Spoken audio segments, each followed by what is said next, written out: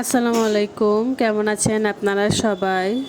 বের হয়ে গেলাম একটু বাহিরে, ছেলে মেয়েকে নিয়ে একটু বাহিরে বের হয়ে গেলাম, ওদেরকে নিয়ে একটু মার্কেটে যাব, ওদের জন্য কিছু কেনাকাটা করার আছে।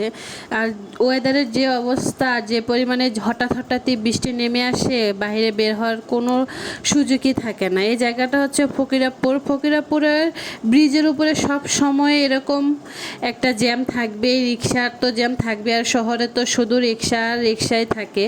এটা হচ্ছে আমি ফকিরাপুরের ভেতর দিয়ে যাচ্ছি মার্কেটে। এই মার্কেটটাতে যাওয়ার কয়েকটা রাস্তায় আছে, আর রাস্তাটা দেখেন কি পরিমাণ ভাঙা। এই জায়গাটা সব সময় ভাঙা, কারণ এখান দিয়ে সব পাইকারি মাল, বড় বড় ট্রাক, লরি, বড় গাড়িগুলো আসা যাওয়া করে। আর এখানে হচ্ছে মডেল থানা, দেখুন সদরের মডেল থানা হচ্ছে এটাই। চলে আসলাম মার্কেটের ভিতরে। এটা হচ্ছে হকার্স মার্কেট। এটাকে বলা হয় গরিবের যমুনা ফিউচার পার্ক নামে। আমি ব্রাহ্মণবাড়িয়াতে এসে এটার পরিচিতি এইভাবে পেয়েছি। এটা নাকি যমুনা ফিউচার পার্ক গরিবের জন্য। হকার্স মার্কেটটা এরকম একটা মার্কেট, এখানে আপনি যা চাইবেন তাই পাবেন। হকার্স মার্কেটে আপনি যদি গস কাপড়ের কালেকশন দেখেন, আপনার পুরো মাথায় নষ্ট হয়ে যাবে। ওদের সুতি থেকে শুরু করে জর্জেট, আমি এই একটা দোকান দেখাচ্ছি, এখানে দেখেন গস কাপড়ের কালেকশন।